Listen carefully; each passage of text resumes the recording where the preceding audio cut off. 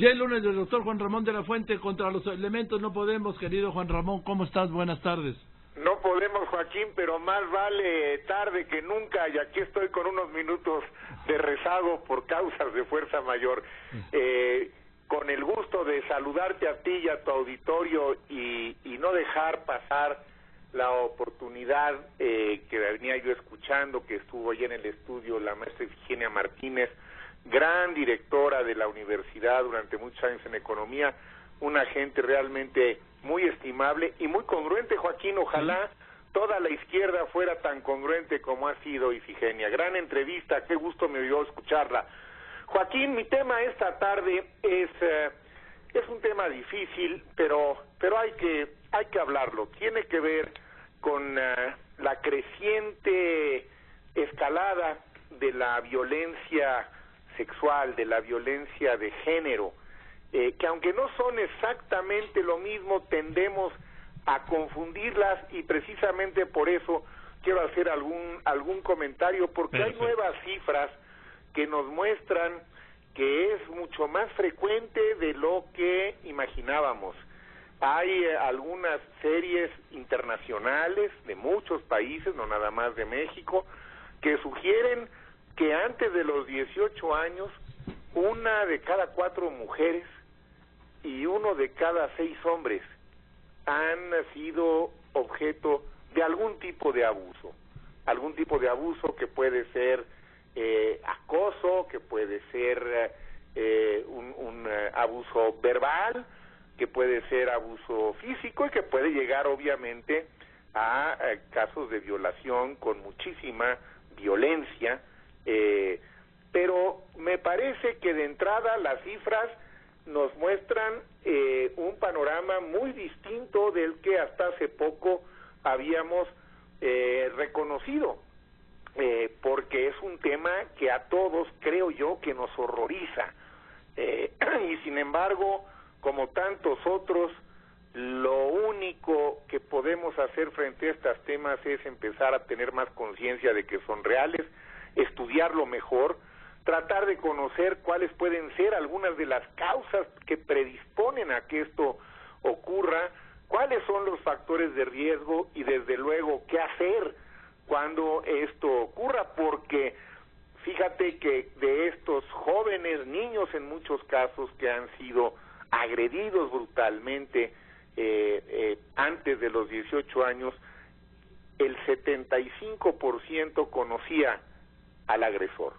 O sea, son personas que están cercanas, que no son ajenas y que utilizan esa cercanía para acercarse y para abusar de menores. El problema no se acaba a los 18 años, el problema sigue después de los 18 años con otras formas de violencia, entre las que destaca la violencia de pareja, la violencia entre las parejas que nuevamente pues van creciendo de una manera muy importante. En la Ciudad de México, en nuestra ciudad, Joaquín, algunos datos recientes que me parece que son estadísticas que vale la pena considerar, están bien hechas, muestran que hay por lo menos 7 mujeres son atacadas sexualmente cada día en la ciudad, y obviamente es un subregistro, porque sabemos muy bien que solamente el 20% se denuncian. Entonces esto nos da una idea de la magnitud del problema. La cifra es estimable y está representando solamente 1/5 parte de la realidad.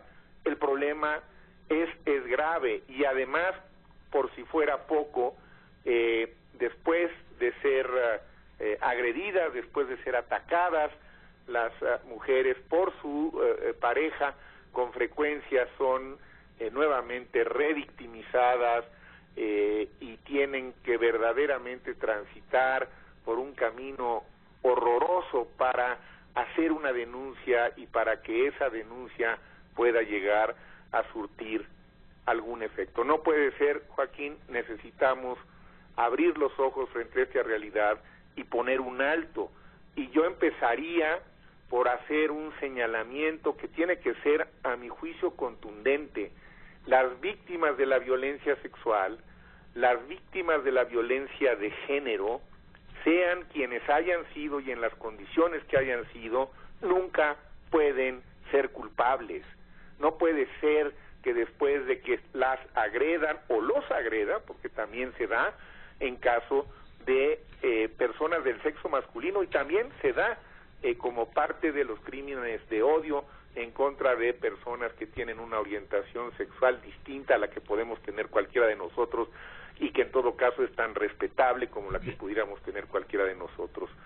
Entonces, no solamente se les agrede, sino después se les victimiza, y claro, todo esto lleva a una suerte de conspiración del silencio, en donde no se denuncian estos hechos. Cuando se denuncian no tienen más que en pocas ocasiones consecuencia para los perpetradores, y entonces, además del enorme daño psicológico que tienen estas personas, que es, por cierto, dentro de los signos y síntomas del estrés postraumático, las víctimas de la violencia sexual son las que presentan los signos y los síntomas más intensos y de mayores consecuencias por el resto de su vida. Bien. Hay también estudios serios. Permíteme, Juan Ramón, voy a despedir la transmisión de Telefórmula. Amigos de Telefórmula, muchas gracias, buenas tardes, que estén muy bien, hasta mañana. Buenas tardes. Perdón, Joaquín, estoy por concluir. No, y aquí continuamos en la radio, Juan Ramón. Parte del rezago. Perfecto. Te decía entonces que estas personas que han sido víctimas son después revictimizadas por el propio sistema. Así es. La casuística es increíble, Joaquín. A las mujeres las atacan sexualmente y después las corren de su trabajo, las que trabajaban. O a las jovencitas que son abusadas sexualmente, después en la escuela son todavía también acosadas, señaladas y en muchos casos expulsadas. Se les echa la culpa, siendo que son las víctimas. Bueno, me parece que los datos que están ahí son muy preocupantes y tenemos que ponerle un alto a la cultura sexista, que es el gran factor de riesgo que se ha identificado para que ocurran estas formas de violencia. Es esa cultura sexista que de alguna manera promueve o propicia el que haya esta violencia sexual. En algunos perpetradores, Joaquín, casi la mitad sin antecedentes. Ojo, esto es muy importante en mi opinión, porque no es fácil entonces predecir por dónde puede venir la agresión. Casi la mitad no tenían antecedentes, pero lo que sí es un hecho es que por lo menos una tercera parte de los agresores son sociópatas, es decir, tienen un trastorno mental como tal, y otra tercera parte son por lo menos emocionalmente inestables. Es decir, entonces estamos lidiando con una población de agresores que en su mayoría tienen algún tipo de trastorno emocional, desde alguna circunstancia que puede ser más leve hasta quizá alguna patología que puede ser más severa. Y también las víctimas, Joaquín, las víctimas también tienen un perfil psicológico que creo que conviene también señalar, porque son habitualmente, en el caso de mujeres, cuando las agredidas son las mujeres, son mujeres muy dependientes, son mujeres con una baja autoestima, y también ocurre con mayor frecuencia, son más vulnerables las mujeres migrantes, que no son oriundas del lugar en donde son atacadas, y cuando están mezclados sus estilos de vida con el alcohol y otras drogas. De manera que, bueno, pues no tenemos una tipología de los agresores basada en evidencias, pero sí sabemos que en una alta proporción son gente, sobre todo cuando se trata de menores, conocida, y son personas que tienen un grado, yo diría, importante de inestabilidad emocional. Entonces la trama es muy compleja, Joaquín. ¿Qué hacer aparte de decir con toda contundencia no pueden las víctimas ser consideradas culpables, nunca. Esto que tantas veces se dice, que ellas mismas lo buscaban, me parece que es otra vez parte de esa cultura que debemos erradicar, porque es lo más inequitativa que puede haber. Y necesitamos, pues sí, hacerle frente al problema con más denuncias, con denuncias más expeditas. Creo que es tiempo de que el sistema educativo, las universidades, en los espacios laborales, en el ámbito de la salud también, en los hospitales, en todos estos espacios en donde conviven como debe de ser personas de diversas orientaciones sexuales y de diversos sexos, este tipo de acoso y de violencia debe ser duramente castigado por la propia sociedad, por la propia comunidad, para tratar de ponerle un alto, porque si no, mucho me temo, de la última década a estas últimas estadísticas que les he dado, Joaquín, han crecido las cifras en cerca de un 130%. No queda claro si es porque han incrementado los actos de violencia y las agresiones en esa proporción, o porque lo que ha incrementado es el porcentaje de denuncias.